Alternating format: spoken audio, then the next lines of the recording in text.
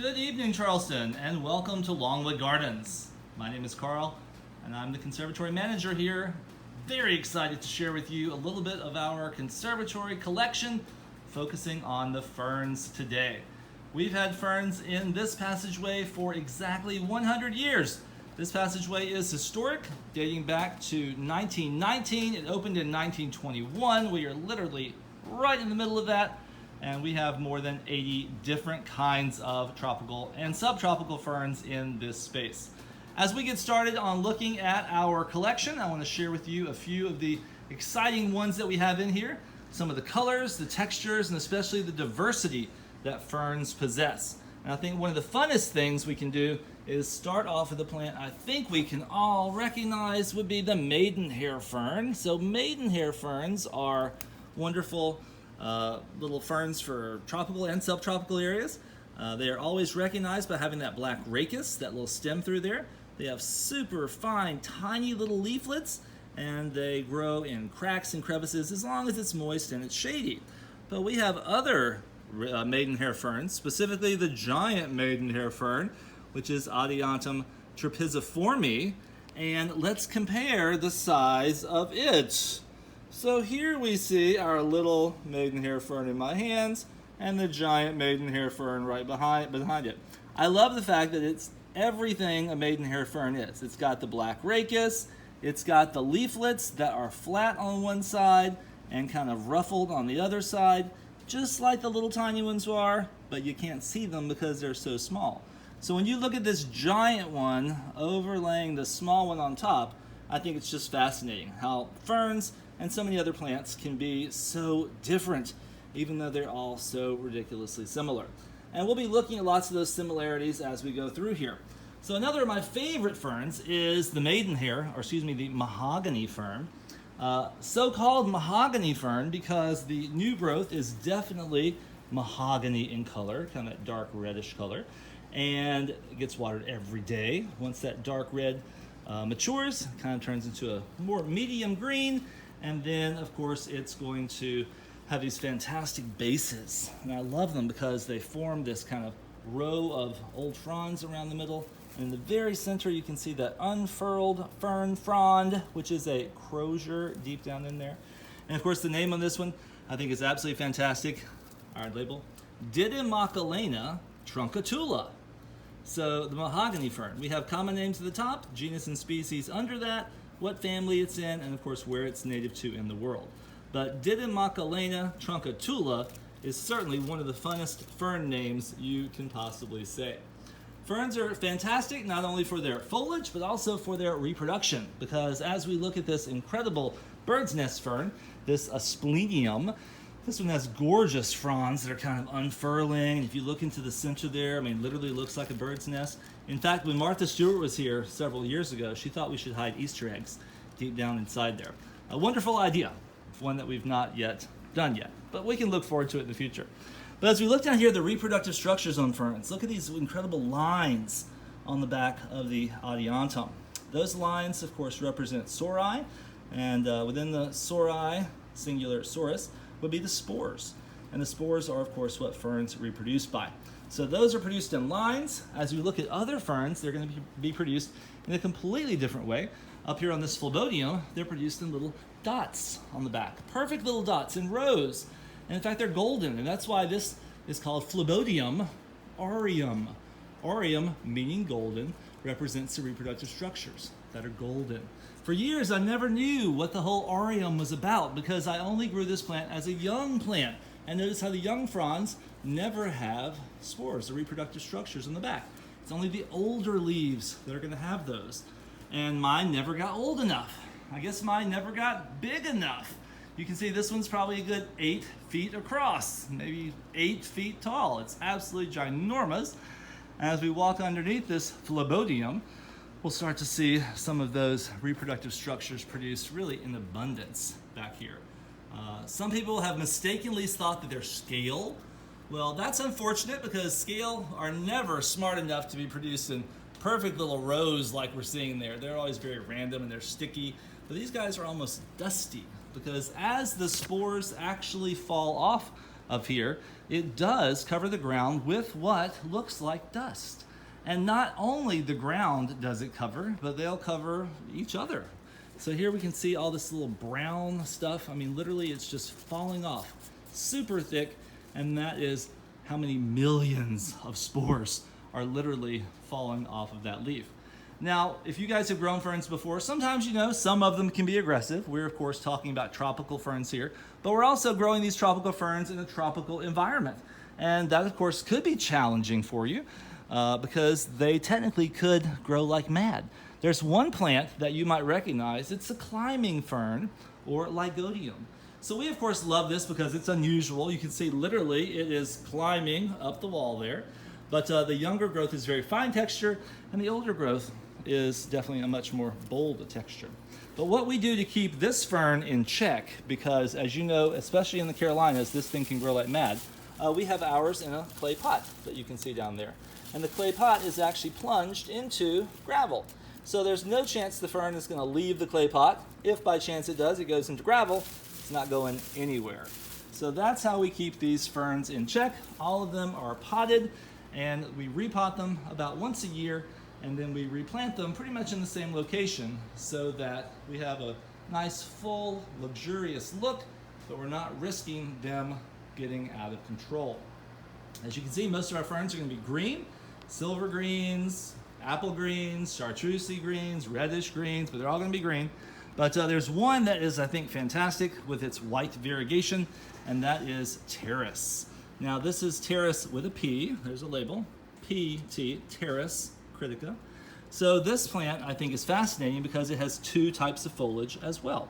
So here we have this bolder foliage down here on the bottom, which is not going to be reproductive foliage.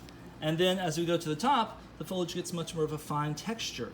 And then as we look underneath the frond, look at those two little brown lines on both sides. That is the reproductive structures all lined up on both sides. And that's for Pteris critica, which is perfectly hardy for you guys, the brake fern. And it's a fantastic, silver fern, really lights up a dark corner. I really can't say enough good things about it. How about ferns that aren't ferns at all? The asparagus fern.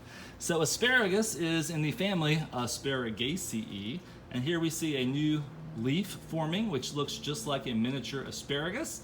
And these are, again, the same genus as edible asparagus. This one, Asparagus densiflorus, selected because it has dense foliage, hence densiflorus, makes a fantastic house plant, makes a good container plant, and for you guys, looks great in the ground. If the tops get frozen back, for you, they'll certainly rebound with no problem, but this plant can take full sun or full shade for us, and it doesn't really matter. Right beside it, a true fern again, this is Nephrolepis. Nephrolepis exaltata, and this cultivar is bostoniensis, the Boston fern. This is probably one of the first ferns that was produced in tissue culture. Florida produces so many of their foliage plants in vitro or in tissue culture. And this one is, again, one of the successes from that program, so much so that you'll see millions of these sold each and every year for a very low price, which we certainly appreciate. And these ferns are great generally as outdoor porch plants. Sometimes they're okay inside the home. Florida is actually selecting for fronds that are a little bit shorter. Maybe they're not quite as long and graceful as we remember because, those break easier. They don't ship as well. They're selecting for fronds that hold their foliage better so they don't defoliate quite as readily as we're so used to these guys doing. And the fact that these guys are so inexpensive, that means they can almost be commodities. They can be disposable. We can buy them each and every year and not feel guilty about letting them go when the frost comes.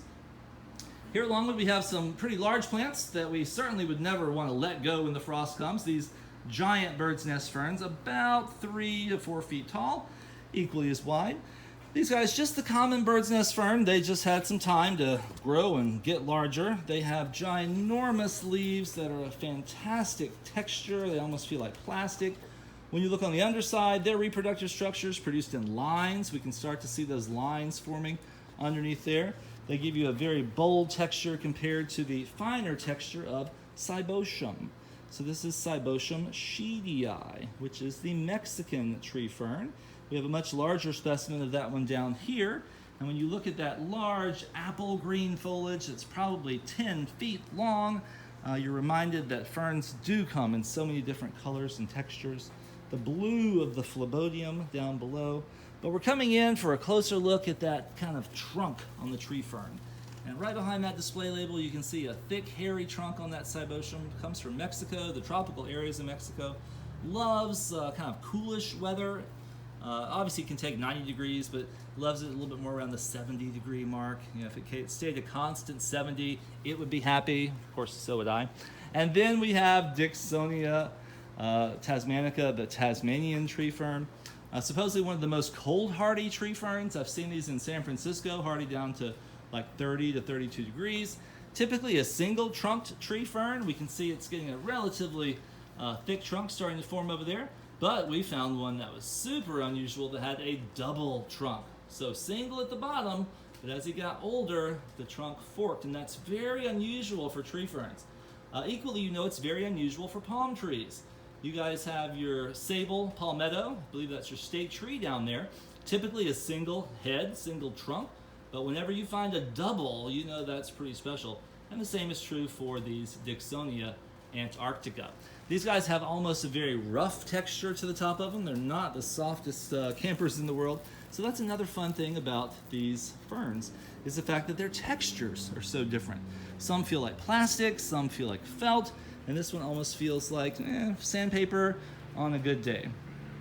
Other fantastic ferns you might recognize, these staghorn ferns.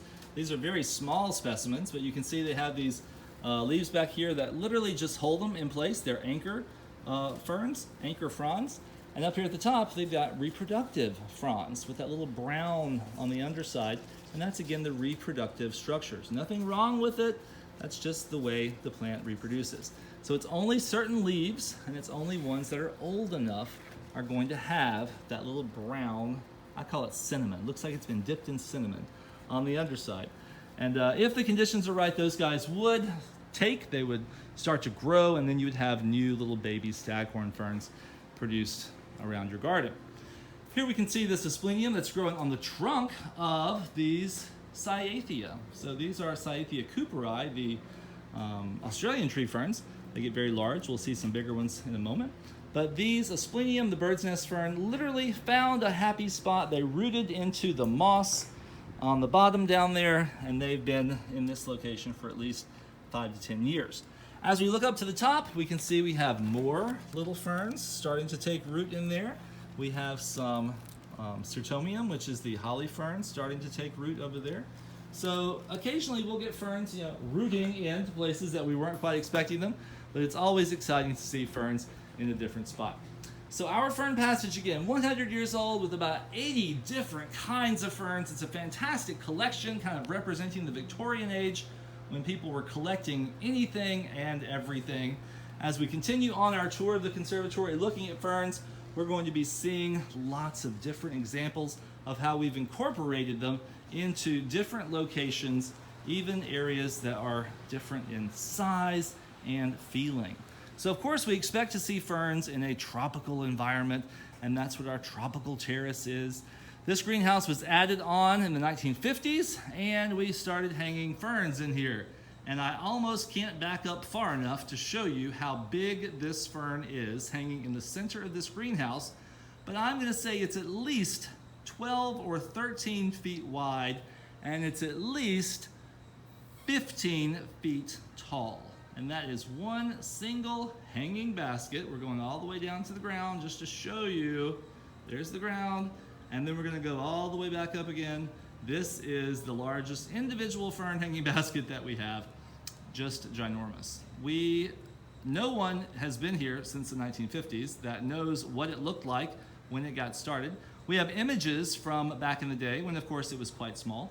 But every year it just gets bigger and bigger and bigger. And when you look underneath it, there's just a bunch of roots. So in essence, it's a hanging root ball that we water each and every day. And that happens to be Davallia, the rabbit's foot fern. So a fantastic addition to our tropical terrace, which was an additional greenhouse added after Mr. DuPont passed away. That greenhouse that we're passing through was put there to join us up to our orchid display. And the orchid display here at Longwood always has at least 200 individual orchids in flower. Those flowers are changed out about twice per week to make sure it's always looking fresh. Purple and white cattleyas always in our bronze display cases, and a mixture of other orchids displayed on either side. Right now the fragrance, especially in summertime, is incredible. There is no other time of year that is more fragrant than summer, but our orchid display is always a perennial favorite for people that want to visit in the conservatories. And of course, what is the plant that we have behind all the orchids? None other than a maidenhair fern. So ferns are hugely important. Again, you're going to see them everywhere we go in the gardens. The next area that we're passing through is going to be the acacia passage. So it looks like we have ferns hanging from the sky. Those are acacia trees.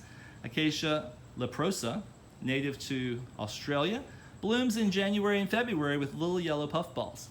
The large orange balls hanging from the center, that is croton. You guys recognize our old-fashioned crotons that go outdoors in containers. You guys put them in the ground. These are about 35 or 40 individual plants put into a hanging basket. And as we look down, what is this very large plant at the ground? None other than asparagus fern. Now, here's an easy reminder that it's not a true fern, because look at those white flowers. True ferns don't bloom, nor do ferns have red berries like these have, nor do they have black seeds like these have. So even though these are called asparagus ferns, they're not ferns at all. These beautiful pink flowers you see, those are begonia. It's a cane begonia. That is Begonia cultivar Lana. Our first year displaying this one. Begonia flowers are edible, if you weren't aware of that. So if you're getting a little hungry, you can always nibble on your begonias. The acacia passage takes us into the main conservatory, and it's the main conservatory that really is our flower show type display, where we have beautiful flowers blooming literally 365 days of the year. In the summertime, beautiful cannas and anthuriums, the white foliage of brainia. We have the gold stripes of sansevieria. The orangery, of course, called that because of the citrus trees we have in here, and those are grapefruit, reminding us Mr. DuPont built this greenhouse to grow citrus. The large yellow hanging baskets, those are begonia, cultivar canary wing. And the red flowers at the base of this palm, those are anthurium, cultivar livium. As we continue down the way, we're looking at our center walk area, which has more of the Ravinia, the Majesty palm, and we'll be replanting that tomorrow with some beautiful curcuma. And we have our curcuma loaded on carts, ready to go, and they'll be installed first thing in the morning. This curcuma cultivar is called Siam Splash because it has a dark splash on the tip of every one of those petals. And look, there the actual flowers are. These are bracts. So curcuma are in the ginger family, and that's not what we're here to talk about. So we're going to continue walking on down, getting more involved in our tree ferns. And right now we've got the largest, tallest tree ferns down there in rows. Those are Cyathea cooperi. Those are our Australian tree ferns. They've been down there, two sets of them. One is about 5 years old, the other one's about 15 years old. So the Cibosum tree ferns are watered each and every day up and down the stems to make sure the stems stay wet. And when the foliage gets yellow, of course, that's cut off. So a little bit of grooming. Our exhibition hall floor is currently drained right now. Normally it's flooded with water, but tomorrow we'll be grooming those hanging baskets you see overhead, so we need it to be clear to drop the flowers to the floor and then sweep them up. Our tree ferns are really unusual. They're not trees at all. You know, trees would have wood, and ferns, of course, don't have wood. Trees would have rings, and ferns don't have rings. And most of our trees, of course, are going to be winter hardy, whereas these guys are definitely not going to be. But when you look back at old fossil records, you'll start to see that the earth was once covered with tree ferns and very large, prehistoric type plants, which we typically only see the smaller version of these days. So it's very exciting to have Cyathea cooperi, the Australian tree fern, still around, giving us a reminder of what the dinosaurs might have seen. Another large tree fern we have is right over here in the corner. This is the Dicksonia antarctica. Remember, we saw a forked version of that back in our fern passage. So this is a single trunked version, but the single trunk gives way to multiple heads, which is what we have back there. And this again is another very unusual specimen of multi-headed Dicksonia. Again, ferns are not supposed to do this kind of thing, and we as gardeners love it when plants do what they're not supposed to do. We call that unusual and rare and exotic, and we are absolutely thrilled to have multiple heads forming on our Dicksonia.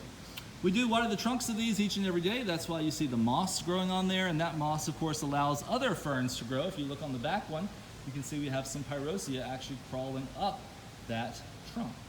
Tree fern trunks were originally used for orchid bark.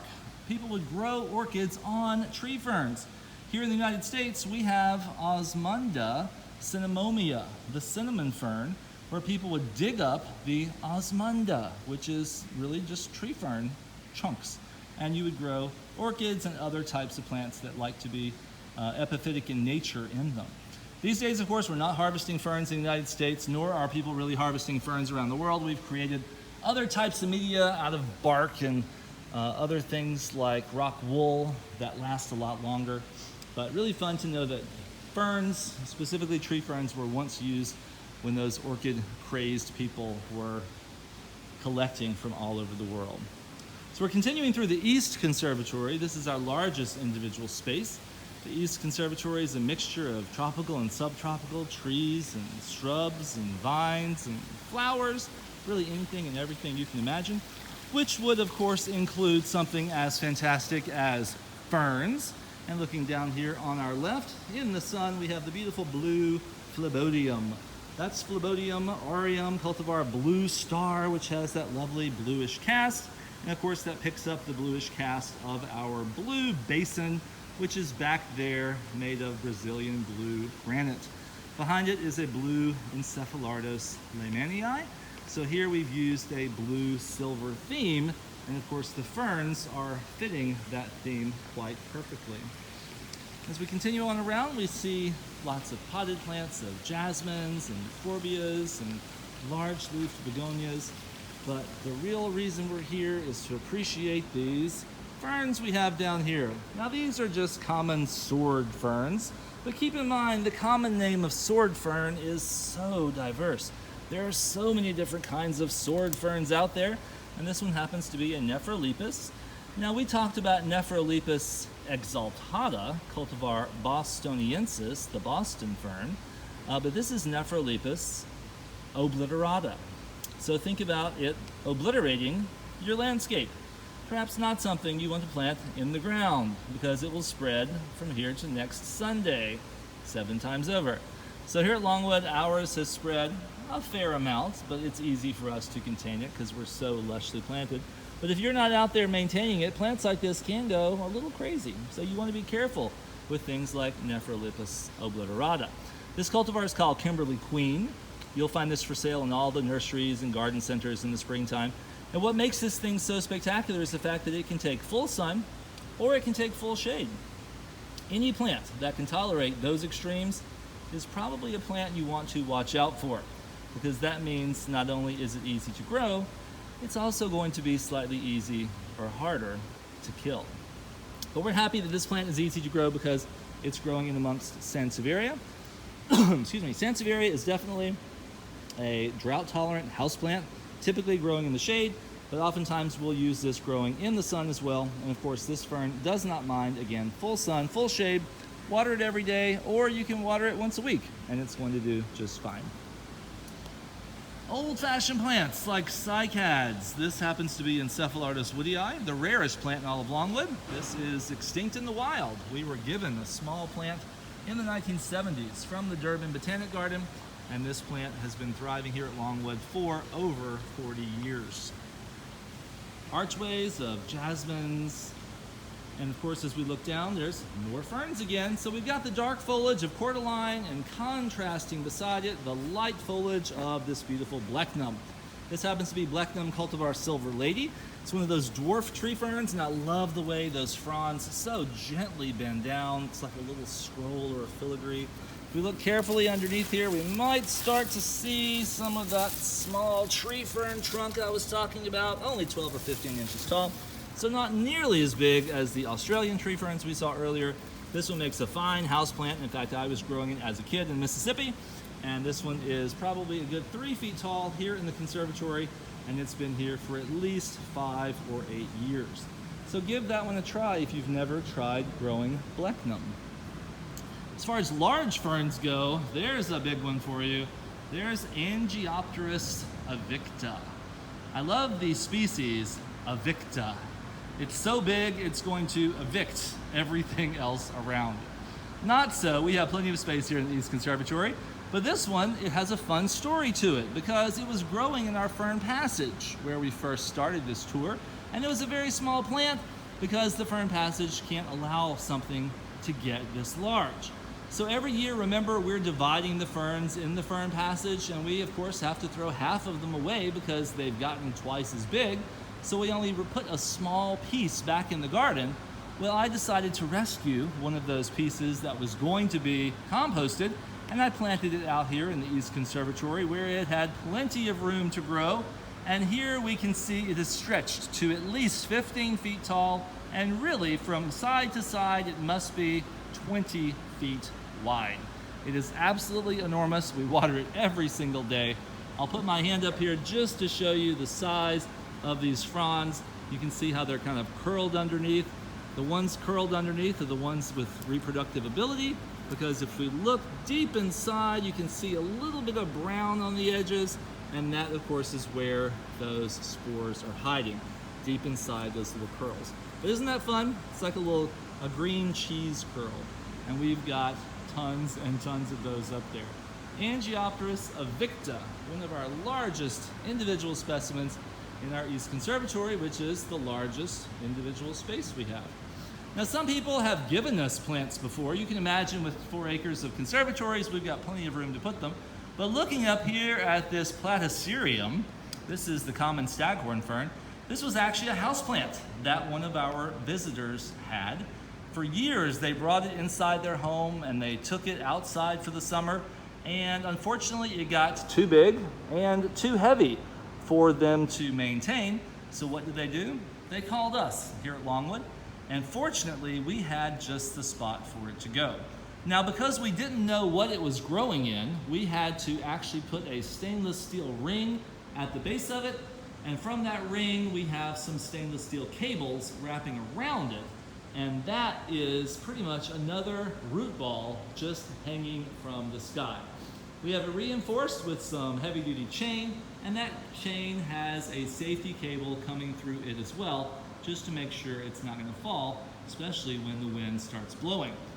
We have it right here beside this doorway, which opens up into our outdoor area. And this outdoor area actually is pretty important for the next area of the garden we're going to talk about, because those glorious trees you see in the distance, those are the largest trees we have here in Pennsylvania. They are Liriodendron tulipifera, the yellow poplar, probably 150 feet tall. And that was the inspiration, of course, for the name Pennsylvania, Penn's Woods, because these woods were so spectacular to William Penn when he arrived. And Longwood, of course, has preserved some of those woods, and Pierre DuPont, of course, purchased this property to literally save the trees that were on it. So trees are hugely important to our legacy, and when you do visit Longwood, you'll appreciate some really fine specimens throughout our 1,077 acres. But those wonderful trees are just outside our conservatory complex. So when we have a man-made conservatory, which is clearly very strong in its architecture, and that's right beside that wonderful soft architecture of Mother Nature, what do you do to bridge the distance? So we hired a British landscape architect by the name of Kim Wilkie, and he created our landform. So these beautiful turf steps you see here are a bit of man-made nature. So nature, the trees behind it, man-made, the structure behind me, the conservatory, are now bridged with this man-made turf staircase. So it's a fantastic thing to look at, even more fun to sit on, or for children to roll down. But even more importantly, it is hiding one of the most important features that we have here at Longwood Gardens. And up that little slope, you might see a little railing near that white glass roof, and that's where we're going to be heading next, because that is the whole purpose of us building that landform, the whole purpose of us inviting people to this fantastic property that was built by Pierre Dupont. Everyone that comes here has to do something. And of course, they would be appreciating flowers and plants. But then beyond that, what do you have to do? Everyone, of course, has to go to the bathroom. So here we have America's best bathrooms, as voted several years ago. And our bathrooms are behind those individual doors. And surrounding those doors are, of course, the largest indoor green wall in North America. So here we have 300 feet of vertical wall that is around 13 feet tall. We have more than 33,000 individual plants growing on 3,600 panels that are made of rock wool. We have more than 30 species of plants out here, and these plants are pretty fantastic in that they have to tolerate some growing in full sun and others growing in full shade. Yet the whole thing has to look exactly the same on both sides. This green wall was built in 2010, and it's heated with the concrete floor that I'm walking on in the wintertime up to a wonderful temperature of about 60 degrees. So it never gets cold out here, and because we're surrounded by lush greenery and we have a wonderful shaded roof on top of us, it never actually gets hot out here in the summertime. This really is one of the most pleasant places to visit in the garden, no matter what time of year. What makes our wall unique, the fact that we have so many different species of plants, the fact that you can't see the end of it. I mean, I've been walking wondering when we'd finally get to the end. And once we do get to the end, we have this wonderful reflective water feature down here. So the water doesn't move, really just makes a little bit of noise as it's going into the drain. And I'll give you a few seconds to listen to that. Makes me need to go to the bathroom. But we've only got a few more minutes to go. These wonderful restrooms, I'm actually going to show you what's inside because they're so ridiculously cool. As we look up with the neon lighting, all the way to the top, look at that incredible skylight. So that skylight gives us natural light in here, and the lights will only turn on if it's not bright enough. We have our sinks down here, which are surrounded by a wonderful kind of reddish color in the fixtures. And of course the water is automatic, so it doesn't get wasted when people forget to turn it off. And then of course we have touch-free paper towels in here so that no one is having to touch any of the surfaces. And all that contrasts with this lush greenery that we have out here. And that was the exact idea that our designer, Kim Wilkie, had. He wanted the indoor of the restroom to be this dry, dusty Mediterranean feel. You got that from the red stone countertops, you got that from the arched ceiling, and then you come out here to this lush, wonderful vertical wall. So again, contrasts are so important when it comes to landscape architecture, and that's what Kim Wilkie was thinking of. So let's look at a few plants that we have out here in our green wall area. One of my favorite ones is another Asplenium. So we've been talking about Asplenium with the bird's nest ferns. This happens to be Asplenium cultivar Astral Gem. The fronds actually feel like plastic. They are the most incredible feeling. We look at the underside of these and look at those little brown dots on there. Those are the reproductive structures, again produced in the most incredible way. Each fern has a completely different reproductive structure, and I think that's the most fun, is just discovering the way that each of them are produced. You guys recognize, of course, the Ceratomium. This is the holly fern, which of course grows outside in South Carolina really well. It grows outdoors here, probably in Maryland, but maybe not so much here in Pennsylvania.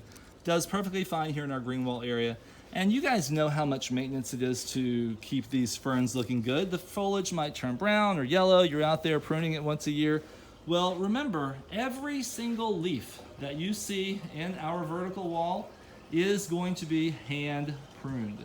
There are no machines. There are no tools that you can use to maintain something like this. So that's why it's important to realize that vertical gardening is not necessarily the easiest type of gardening, but it is something that you'll want to consider if you don't have a lot of space. Looking at these wonderful little dwarf maidenhair ferns over here. I mean, super tiny, almost like dust. And then when we look over at this Nephrolepis, what makes this Nephrolepis unusual, it doesn't have individual leaflets on the side. It has a completely separate frond on the side. And that is truly outstanding. So of course we tried to find those horticultural oddities and bring those together in one single place that you can really appreciate how these things play off of each other in a design setting. The mother fern, this is another Asplenium. This is Asplenium bulbiferum. We can actually pull the little babies off the tip there, and there you have a brand new plant that you can actually plant in your own garden. I'm sure you guys know this as it grows quite well outdoors in subtropical areas, but for children, we love to bring them by here and let them pluck off the little babies and take them home, and then they can start new plants themselves. So when we started this whole green wall, all of our plants were started as plugs, and those plugs are then put into these rock wool cubes. And you can see that little circle right there, and we would put a hole and then put the plug in there. Here we have a spider plant. Right next door to it, we have the Phlebodium. These squares, again, 12 inches wide. There's an irrigation tube on top of them. There are 3 individual zones. So the bottom zone may only get watered once a week. The top zone may get watered 3 times a week because it's up there near the sun. And of course, all the irrigation out here is done on a time clock, so we don't have to do any hand watering at all. But there is a lot of irrigation that has to occur on ferns. As you know, they don't like to dry out generally. And we have our irrigation turned in such a way that we never waste any water. It only runs for a few seconds, and if by chance we have enough, it will drip out the bottom into a grate system underneath, and that grate system would then recycle the water into our stormwater treatment, which then goes into either our wetlands or gets reused in the gardens itself. So we're really never wasting any water here at Longwood Gardens. In fact, all the toilets, when they get flushed, go into our own water treatment plant, and that water is then reused here in the gardens as well. So we have so many different plants, not only ferns, but incredible houseplants like the Chlorophytum, which is the spider plant. You guys might recognize that one. We have peace lilies, we have gesneriads, including Escananthus. One of my absolute favorite ferns, of course, is this beautiful maidenhair. We know it's a maidenhair because remember, all maidenhairs are gonna have those black rachis, the little black stems, and this one looks like, I think, a beautiful hand with its fingers kind of hanging down. So all of our plants out here really thriving in bright, indirect light.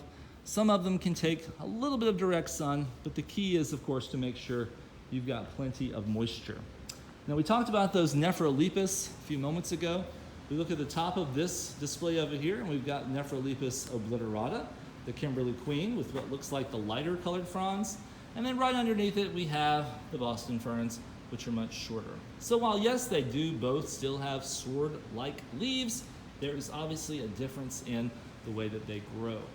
So we grow plants in the ground, we grow plants in hanging baskets, we grow plants on the vertical wall in the rock wool, and that's what I think makes these types of displays so exciting, is the fact that we have so many different types of really climates in the conservatory, whether they be warm tropical, cool Mediterranean, perhaps dry arid, and they're all under one roof. So when you visit Longwood Gardens, you really get a chance to travel around the world and see plants from all different areas displayed in an artistic manner in such a way that you're completely inspired to hopefully take a piece of this back to your own garden, whether it be a color combination, maybe it's an individual plant, maybe it's just a concept, and then you'll reinvent that in your own space with plants that work well in your zone. But all of these things are perfectly fine to be repurposed in your space as well. So as I leave you right now, I'll be showing you the last of our very large fern baskets. These again are dating back probably to the 1960s. We have 2 very large rabbit's foot ferns up here hanging in our camellia collection. These ferns, of course, growing in stainless steel baskets, because those baskets are the ones that are going to last for the years In between the two ferns, this beautiful golden flower, that is Petraeo vitex. And we're getting down to the last one, our second largest Davallia. That one's probably only 12 feet wide, only 13 feet long, but it's absolutely an amazing specimen to appreciate back here in the camellia collection. So we have our camellias in the glass house only because we want them to be in full bloom in December when we have the most number of people visiting during our Christmas display. These ferns provide just the right amount of shade for our camellias. So I invite you all to come and visit Longwood really any time of the year. Our ferns are always looking spectacular. Our camellias and many other plants flowering beautifully in the depths of winter. And of course, in the springtime, which for us starts in January, we'll have Winter Escape, running January through March, where we have beautiful forced bulbs and forced perennials, creating an absolutely magical tapestry of plants from around the world to inspire your gardening adventures, which will start for you guys in February and March of the exact same year. So thanks very much for taking the time to come around with me and enjoy these incredible ferns here at Longwood. And we'll be answering a few questions after this, but hopefully I'll see you in person when you're able to visit Longwood Gardens again.